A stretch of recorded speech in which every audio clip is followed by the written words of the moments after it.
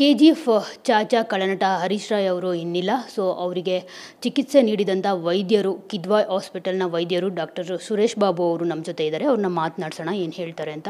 Sir, ನೀವು ಚಿಕಿತ್ಸೆ ನೀಡಿದ್ರಿ ಹರೀಶ್ ರಾಯ್ ಅವ್ರಿಗೆ ಕಳೆದ 3 ವರ್ಷಗಳಿಂದ. ನಿಮ್ಮ ಹತ್ರ ಬಂದಾಗ ಹರೀಶ್ ರಾಯ್ ಅವರು ಹೇಗಿದ್ದರು, ಈಗ ಏನಾಯಿತು ಆ್ಯಕ್ಚುಲಿ, ಸೊ ಹೇಳೋದಾದ್ರೆ?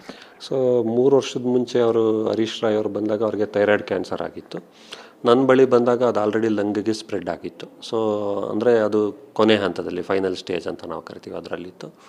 ಸೊ ಫೈನಲ್ ಸ್ಟೇಜಲ್ಲಿ ಕ್ಯಾನ್ಸರ್ ಬಂದರೆ ನೀವೇನು ಮಾಡ್ಬೋದು, ಟ್ರೀಟ್ಮೆಂಟ್ ಕೊಟ್ಟರೆ ಕೆಲವೊಂದು ಕ್ಯಾನ್ಸರ್ಗಳಲ್ಲಿ ಟ್ರೀಟ್ಮೆಂಟ್ ಕೊಟ್ಟು ಮುಂದೆ ಹಾಕ್ಬೋದು, ಗುಣ ಮಾಡೋದು ಸ್ವಲ್ಪ ಕಷ್ಟ ಆಗ್ತದೆ. ಸೊ ಅದಕ್ಕೋಸ್ಕರ 3 ವರ್ಷದ ಮುಂಚೆ ಬಂದಾಗ ನಾವು ಅವ್ರಿಗೆ ಟಾರ್ಗೆಟೆಡ್ ಥೆರಪಿ ಶುರು ಮಾಡಿದ್ವಿ. ಇನಿಷಿಯಲಿ ಆ ಟಾರ್ಗೆಟ್ ಥೆರಪಿ ತುಂಬ ಚೆನ್ನಾಗಿ ಸ್ಪಂದಿಸಿದ್ರು. ಇನ್ಫ್ಯಾಕ್ಟ್ ಆ ಟಾರ್ಗೆಟ್ ಥೆರಪಿ ಅವ್ರಿಗೆ 1.5 ವರ್ಷದ ತನಕ ಕಾಯಿಲೆನ ಕಂಟ್ರೋಲ್ ಇಟ್ಕೊಂಡಿತ್ತು. 1.5 ವರ್ಷ ಆದಮೇಲೆ ಸ್ವಲ್ಪ ಪ್ರೋಗ್ರೆಸ್ ಆಯಿತು. ಅದಾದಮೇಲೆ 2ನೇ ಟಾರ್ಗೆಟೆಡ್ ಥೆರಪಿ ಕೊಟ್ವಿ. ಅದರಿಂದ ಸುಮಾರು 1 ವರ್ಷದ ತನಕ ಅವರು ಚೆನ್ನಾಗಿ ರೆಸ್ಪಾಂಡ್ ಮಾಡೋದು. ಕಳೆದ 4-5 ತಿಂಗಳು ಮುಂಚೆ ಒಂದು ಸ್ವಲ್ಪ ಪ್ರೋಗ್ರೆಷನ್ ತೋರಿಸ್ತು.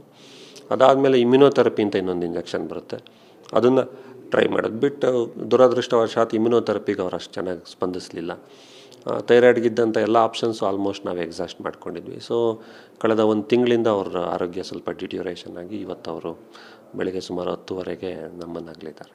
ಸರ್, ಕಳೆದ 3 ವರ್ಷಗಳಿಂದ ಅವರು ಹೋರಾಟವನ್ನು ನಡೆಸ್ತಾನೆ ಇದ್ದರು. ಅವರಲ್ಲಿ ಒಂದು ಹಠ ಇತ್ತು, ನಾನು ಬದುಕ್ತೀನಿ, ಕ್ಯಾನ್ಸರ್ನಿಂದ ನಾನು ಗೆಲ್ತೀನಿ ಅಂತ ಹೇಳಿಬಿಟ್ಟು. ಸೊ ಎಷ್ಟು ಅವರ ಹೋರಾಟ ಹೇಗಿತ್ತು, ನೀವು ನೋಡ್ಕೊಂಡು ಬಂದಿದ್ದೀರಾ 3 ವರ್ಷಗಳಿಂದ ಆ ಪೇಷಂಟ್ನ? ಇಲ್ಲ, ಅವರು ತುಂಬ ಪಾಸಿಟಿವ್ ಮೈಂಡೆಡ್ ಪರ್ಸನ್ ಆಗಿದ್ದರು. ನೀವೇ ಭಾಳಷ್ಟು ಅವ್ರು ಯೂಟ್ಯೂಬ್ ಚಾನಲ್ ಒಂದು ನಡೆಸ್ತಾರೆ, ಅದ್ರಲ್ಲಿ ನೋಡಿರ್ಬೋದು. ಅವರೆಲ್ಲರಿಗೂ ಇಲ್ಲ ನಾನೇ ಕ್ಯಾನ್ಸರ್, ಭಾಳಷ್ಟು ನಮ್ಮ OPD ಪೇಷಂಟ್ಸಲ್ಲೂ ಕೆಲವೊಬ್ಬರು ಬಂದು ಅವ್ರು ಯಾರು ಅಂತ ಗೊತ್ತಾದರೆ ಅವ್ರಿಗೆ ಮೋಟಿವೇಟ್ ಮಾಡ್ತಿದ್ರು, ನೋಡಿ ನಾನೇ ಬದುಕಿದ್ದೀನಿ, ನೀವು ಯಾಕೆ ಬದುಕಿರಬಾರ್ದು ಅಂತ. ಸೊ ಹಂಗಾಗಿ ಅವರು ಪಾಸಿಟಿವ್ ಆಗಿದ್ದರು. ಇನ್ಫ್ಯಾಕ್ಟ್ 3 ವರ್ಷದ ಮುಂಚೆ ಬಂದಾಗ ನಾವು ಇಷ್ಟು ದಿವಸ ತಳ್ತೀವಿ ಅಂತ ಭರವಸೆ ನಮಗಿರಲಿಲ್ಲ. ಬಟ್ ಅವರು ಪಾಸಿಟಿವ್ ಆಟಿಟ್ಯೂಡಿಂದ ಟ್ರೀಟ್ಮೆಂಟ್ ರೆಸ್ಪಾಂಡ್ ಮಾಡಿದ್ರಿಂದ ಅವ್ರು ಇಷ್ಟು ತನಕ ತಳ್ಕೊಂಬಂದರು. ಆಮೇಲೆ ಟ್ರೀಟ್ಮೆಂಟ್ ನಡೀತಿದ್ದಾಗಲೂ ಅವ್ರು ಕೆಲವೊಂದು ಸಿನಿಮಾಗಳ ಚಿತ್ರೀಕರಣಗಳಲ್ಲಿ ಭಾಗವಹಿಸಿದರು. ಸೊ ಹಂಗಾಗಿ ಅವ್ರು ಪಾಸಿಟಿವ್ ಫ್ರೇಮ್ ಆಫ್ ಮೈಂಡಿಂದ ಟ್ರೀಟ್ಮೆಂಟ್ ತೊಗೊಂಡ್ರು. ಆಮೇಲೆ ಈವನ್ ಕೊನೆ ಡೇ ತನಕನೂ, ಈ ನಿನ್ನೆ ತನಕನೂ ಇವತ್ತಿನ ತನಕನೂ ಅವ್ರು ಯಾವತ್ತೂ ನನ್ನ ಕೈಲಿ ಆಗಲ್ಲ ಅಂತ ಮಾತೇ ಆಗಲಿಲ್ಲ. ನೀವು ಏನು ಟ್ರೀಟ್ಮೆಂಟ್ ಕೊಡ್ತೀರಾ ಕೊಡಿ ಸರ್, ನಾನು ರೆಸ್ಪಾಂಡ್ ಮಾಡ್ತೀನಿ ಅನ್ನೋ ಭಾವನೆಯಲ್ಲೇ ಇದ್ದರು. ಸೊ ಇವತ್ತು 10:30ಗೆ ಅವ್ರಿಗೆ ಈಗ ಆಯಿತು. ಸರ್, ಒಂದು ಇಂಜೆಕ್ಷನ್ 3.5 ಲಕ್ಷ. ಸೊ 17 ಇಂಜೆಕ್ಷನ್ ನೀವು ಸಜೆಸ್ಟ್ ಮಾಡಿದ್ದಂಥದ್ದು. ಸೊ ಅದಕ್ಕೆ ಹಣದ ಸಂಗ್ರಹವನ್ನು ಕೂಡ ಅವರು ಕಲೆಕ್ಟ್ ಮಾಡಿದರು, ಅಂದರೆ ನೆರವನ್ನು ಬಯಸಿದ್ರು ಕನ್ನಡ ಚಿತ್ರರಂಗದಿಂದ. ಅಫ್ಕೋರ್ಸ್ ಎಲ್ಲ ಅಮೌಂಟು ಕೂಡ ಎಲ್ಲರೂ ಕೊಟ್ಟಿದ್ರು, ಅವ್ರಿಗೆ ನೆರವನ್ನು ಮಾಡಿದರು. ಸೊ ಈಗ ಎಲ್ಲವೂ ರೆಡಿಯಾಗಿತ್ತು, ಆದರೆ ಇಂಜೆಕ್ಷನ್ ಕೂಡ ಕೊಟ್ರಿ ಅಂತ ಅನಿಸುತ್ತೆ. ಆಮೇಲೆ ಯಾಕೆ ಅವರು ರಿಕವರಿ ಆಗಲಿಲ್ಲ? ಅಂದರೆ ಹೋಪ್ಸ್ ಇತ್ತು ರಿಕವರಿ ಆಗ್ತಾರೆ, ಇನ್ನೇನು ದುಡ್ಡು ಸಿಕ್ಬಿಡ್ತು, ರಿಕವರಿನೂ ಕೂಡ ಆಗೋಗ್ಬಿಡುತ್ತೆ 17 ಇಂಜೆಕ್ಷನ್ ಕೊಟ್ಬಿಟ್ರೆ ಅಂತ. ಅದೇ ಸಂಜಯ್ ದತ್ ಕೇಸಲ್ಲಿ ಇದು ಅಂದರೆ ಅವರು ಆಗಿದ್ದಾರೆ ಸಂಜಯ್ ದತ್ ಅವರು ಈ ಒಂದು ಇಂಜೆಕ್ಷನ್ ತಗೊಂಡ ಮೇಲೆ. ಇವ್ರ ಕೇಸಲ್ಲಿ ಯಾಕೆ ಈ ಥರ ಆಯಿತು? ನೀವು ಯಾವುದೇ ಒಂದು ಇಂಜೆಕ್ಷನ್ ಕೊಡುವಾಗ ಕೊಟ್ಟವ್ರಿಗೆಲ್ಲರಿಗೂ ರೆಸ್ಪಾಂಡ್ ಆಗುತ್ತೆ ಅಂತ ಪ್ರೆಡಿಕ್ಟ್ ಮಾಡೋದು ಕಷ್ಟ. ಆಮೇಲೆ ಸಂಜಯ್ ದತ್ ಕೇಸ್ಗೂ ಇವ್ರ ಕೇಸ್ಗೂ ಹೋಲಿಕೆ ಇಲ್ಲ. ಯಾಕಂದರೆ ಸಂಜಯ್ ದತ್ಗಿರೋದು ಲಂಗ್ ಕ್ಯಾನ್ಸರು, ಇವ್ರಿಗಿದ್ದಂಥದ್ದು ಥೈರಾಯ್ಡ್ ಕ್ಯಾನ್ಸರು. ಸೊ ಸಂಜಯ್ ದತ್ಗೆ ಅದು ಪೆಂಬ್ರೊಲಿಸಮ್ಯಾಬ್ ಅಂತ ಒಂದು ಇಂಜೆಕ್ಷನ್, ಅದೇ ಇಂಜೆಕ್ಷನ್ನು ಇವ್ರಿಗೆ ಯೂಸ್ ಮಾಡಿದ್ದು.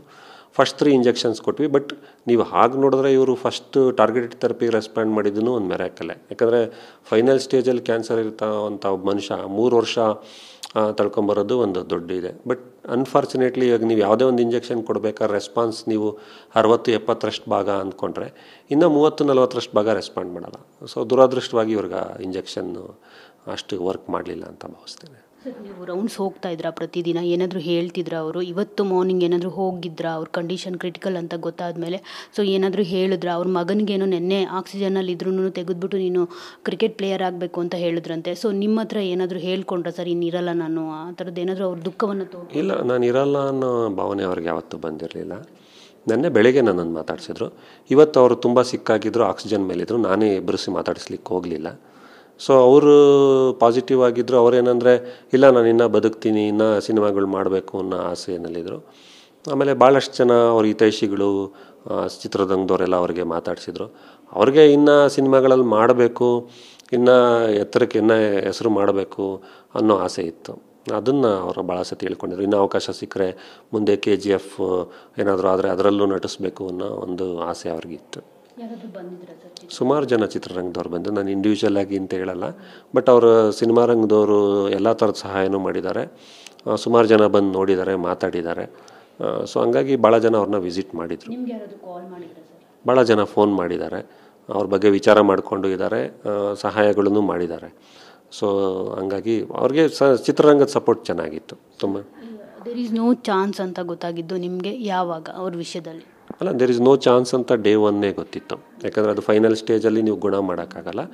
ಬಟ್ ನೀವು ಅವ್ರನ್ನ ತಳ್ಳೋದಕ್ಕೆ ಎಷ್ಟು ಬೇಕೋ ಅಷ್ಟು, ಕಳೆದ 1 ತಿಂಗಳಿಂದ ಅವ್ರು ಯಾವಾಗ 2-3 ಇಂಜೆಕ್ಷನಿಗೆ ರೆಸ್ಪಾಂಡ್ ಮಾಡಲಿಲ್ವೋ ಆವಾಗ ನನಗೆ ಸ್ವಲ್ಪ ಯಾಕೋ ಡಿಸೀಸ್ ಕೇಳ್ತಾ ಇಲ್ಲ ಅಂತ. ಸೊ ನಾನು ಭಾಳಷ್ಟು ಸತಿ ಅವ್ರ ಮನೆಯವ್ರು, ಎಸ್ಪೆಷಲಿ ಅವ್ರ ವೈಫ್ ತುಂಬ ಪ್ರಯತ್ನ ಪಟ್ಟರು. ಸೊ ಅವ್ರಿಗೆ ಕರೆದು ಹೇಳಿದಾಗ ಅವರು ವೈಫನು ಸರ್ ಇಷ್ಟು ವರ್ಷನೇ ಬಂದಿದ್ದು ನಿಮ್ಮಂದರೆ ತುಂಬ ನಂಬಿಕೆ ಇದೆ, ಪ್ರಯತ್ನ ಮಾಡಿ ಅಂದರು. 3 ಸೈಕಲ್ಗೂ ಯಾವಾಗ ರೆಸ್ಪಾಂಡ್ ಮಾಡಲಿಲ್ಲೋ ಅವಾಗ ನಮಗೆ ಅದು ಸ್ವಲ್ಪ ವೈಫಿಗೆ ಗೊತ್ತಿತ್ತು. ಸರ್, ಕೆಲವೊಂದು ಪೇಷಂಟ್ಗಳಲ್ಲಿ ಆತ್ಮಸ್ಥೈರ್ಯ ಇದ್ದಾಗ ಬದುಕುಳಿತಾರೆ ಅಂತ ನಾವು ಸಾಕಷ್ಟು ಕೇಳ್ಪಟ್ಟಿದ್ದೀವಿ. ಸೊ ಇವರಿಗೂ ಆ ಥರದ ಪಾಸಿಟಿವ್ ಆ್ಯಟಿಟ್ಯೂಡ್ ಇತ್ತು, ಆದರೂ ಯಾಕೆ ಬದುಕುಳಿಲಿಲ್ಲ ಅನ್ನೋ ಒಂದು ಪ್ರಶ್ನೆ. ಅಂದರೆ ಕ್ಯಾನ್ಸರ್ ಅಷ್ಟು ತೀವ್ರವಾಗಿರುತ್ತಾ? ಮನುಷ್ಯ ಎಷ್ಟೇ ಆತ್ಮಸ್ಥೈರ್ಯದಿಂದ ಇದ್ರೂ ಬದುಕೋಕ್ಕಾಗಲ್ಲ? ಇಲ್ಲ, ಆ ಥರ ಅಲ್ಲ. ಆತ್ಮಸ್ಥೈರ್ಯ ಇದ್ದಿದ್ದಕ್ಕೆ ಅವ್ರು 3 ವರ್ಷ ಬದುಕಿದ್ದು. ಸೊ ನೀವು ಫೈನಲ್ ಸ್ಟೇಜ್ ಕ್ಯಾನ್ಸರ್ ಪೇಷಂಟ್ನ 3-3.5 ವರ್ಷ ಬದುಕಿರೋರನ್ನ ಎಷ್ಟು ಜನ ನೋಡ್ತೀರ? ಸೊ ಅವ್ರು ಪಾಸಿಟಿವ್ ಫೇಮ್ ಆಫ್ ಮೈಂಡಲ್ಲಿದ್ದು ಟ್ರೀಟ್ಮೆಂಟ್ ತೊಗೊಂಡಿದ್ದಕ್ಕೇ, ಆಮೇಲೆ ಯಾವತ್ತೂ ಟ್ರೀಟ್ಮೆಂಟಿಂದ ಮಿಸ್ ಆದವರಲ್ಲ, ರೆಗ್ಯುಲರಾಗಿ ಬರೋರು, ತಿಂಗಳಿಗೆ ಒಂದು ಸತಿ ಬಂದು ಮಾತಾಡ್ಸೋರು. ಸೊ ಆತ್ಮಸ್ಥೈರ್ಯ ಇದ್ದಿದ್ದರಿಂದನೇ ಒಳ್ಳೆಯದಾಯಿತು ಅಂತ ಅನ್ಸುತ್ತೆ. ಅಂದರೆ ನೀವು ಯಾರು ಪ್ರಪಂಚದಲ್ಲಿ ಚಿರಂಜೀವಿಗಳಲ್ವಲ್ಲ.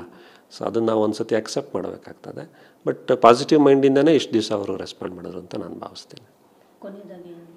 ಏನಿಲ್ಲ, ಮೇನ್ಲಿ ಅವರ ಕುಟುಂಬದವ್ರಿಗೆ. ಈಗ ನಾವು ಏನಾಗಿದೆ, ಲಾಸ್ ಆಗಿದೆ ಚಿತ್ರರಂಗಕ್ಕೆ ನಾವು ನೆನಪಿಸ್ಕೋತೀವಿ, ಮರ್ತು ಬಿಡ್ತೀವಿ. ಬಟ್ ಅವ್ರ ಕುಟುಂಬದವ್ರಿಗೆ ಭರಿಸಲಾಗದ ನಷ್ಟ. ಸೊ ಅವ್ರಿಗೆ ಈ ದುಃಖ ಭರಿಸಲಿಕ್ಕೆ ಶಕ್ತಿ ಕೊಡಲಿ ಅಂತ ದೇವರಲ್ಲಿ ನಾನು ಪ್ರಾರ್ಥಿಸ್ತೀನಿ. ನೋಡಿದ್ರಲ್ಲ, ಇದಿಷ್ಟು ಡಾಕ್ಟರ್ ಸುರೇಶ್ ಬಾಬು ಅವರ ಮಾತು. ಅಂದರೆ ಕಳೆದ ಅವ್ರಿಗೆ ಯಾವಾಗ ಇಂಜೆಕ್ಷನ್ ಕೊಟ್ಟವೋ ಅದಕ್ಕೆ ರೆಸ್ಪಾಂಡ್ ಮಾಡಲಿಲ್ವೋ ಆವಾಗಲೇ ಗೊತ್ತಾಗಿತ್ತು ದೇರ್ ಈಸ್ ನೋ ಚಾನ್ಸ್ ಅಂತ ಹೇಳ್ಬಿಟ್ಟು. ಸೊ ಅನ್ನೋ ಒಂದು ಮಾತನ್ನು ಅವರು ಕುಟುಂಬಕ್ಕೆ ದುಃಖ ಭರಿಸೋ ಶಕ್ತಿ ಕೊಡಲಿ ದೇವರು ಅನ್ನೋ ಒಂದು ಮಾತನ್ನು ಅವ್ರು ಹೇಳ್ತಿರುವಂಥದ್ದು. ಕ್ಯಾಮರಾ ಪರ್ಸನ್ ಬಾಲಾಜಿ ಜೊತೆ ಮಂಗಳರಾಜ್ ಗೋಪಾಲ್, TV9 ಬೆಂಗಳೂರು.